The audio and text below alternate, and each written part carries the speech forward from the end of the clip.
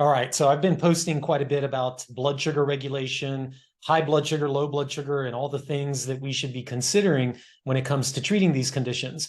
A while back, I asked a question in my stories of what types of topics people would be interested in, and blood sugar was at the top of the list. And so I figured I'd just spend some time on this. Now, I've been getting a lot of questions, and one of the most common questions I get is, what are the best foods for our blood sugar? Or what can I eat to improve my blood sugar? Honestly, it's just going to depend on the individual.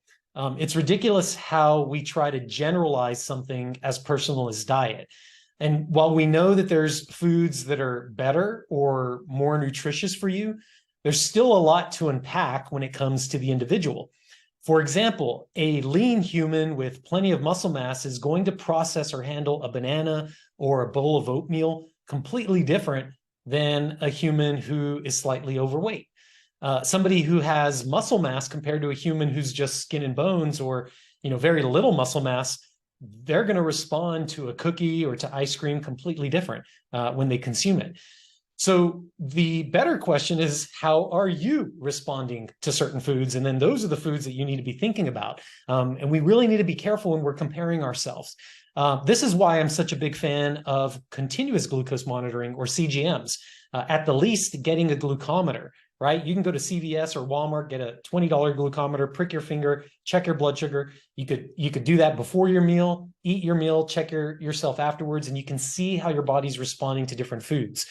But if we're going to be speaking generally, then the foods that would be most likely best for you are going to be those with fats and protein.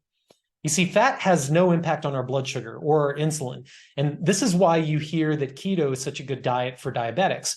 Think of fat like this giant, thick log on a fire. It's going to burn slow over time, providing lasting energy.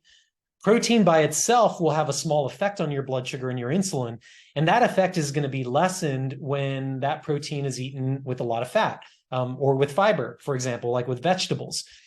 A fatty ribeye is a good example, right? That won't spike your blood sugar actually as much as chicken breast, because of the amount of fat. And that's important to understand, because a lot of times people assume that, chicken breast is going to be healthier, but not necessarily. Again, it just kind of depends. But if I'm, betting on which one's going to raise your blood sugar more, a fatty ribeye is going to be better for you, again, than chicken breast.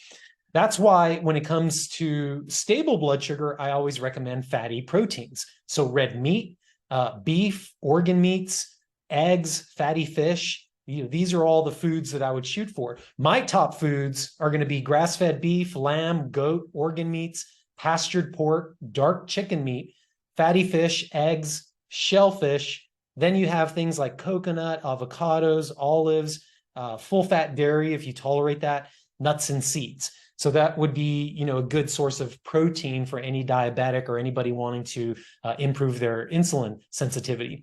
Now, some of the worst foods for blood sugar are refined sugars, flour, and vegetable oils. Vegetable oils are huge. These are used for frying. Generally, you're going to find them in almost every fast food or restaurant that you go to. And there are also foods that are used in most processed foods or boxed foods. These will inflame your insulin receptors, contributing to insulin resistance and blood sugar problems. Be mindful of drinks as well. A sweet tea is not necessarily better than soda because they both come loaded with a lot of sugar. Also, something like oat milk is actually horrible for your blood sugar, because not only are oats high glycemic, but oat milk itself always contains vegetable oils, and usually there's going to be added sugar. And then, adding insult to injury, most of these milk substitutes or alternative milks come loaded with glyphosate and other industrial chemicals that cause damage or harm to your body. So just don't, right, with alternative milks. I'm going to say just don't do them. Other processed and packaged breakfast and snack foods are also among the worst offenders. So anything, any kind of bar or quick breakfast food, I would not consider that to be healthy. These foods are highly processed and refined, which means that they're going to act much faster and have a stronger influence on your blood sugar. Now, if it's easy to swallow, right? If you put a food in your mouth and it just takes one bite to chew it down and swallow it, or it melts in your mouth, it's not good for your body, I guarantee you.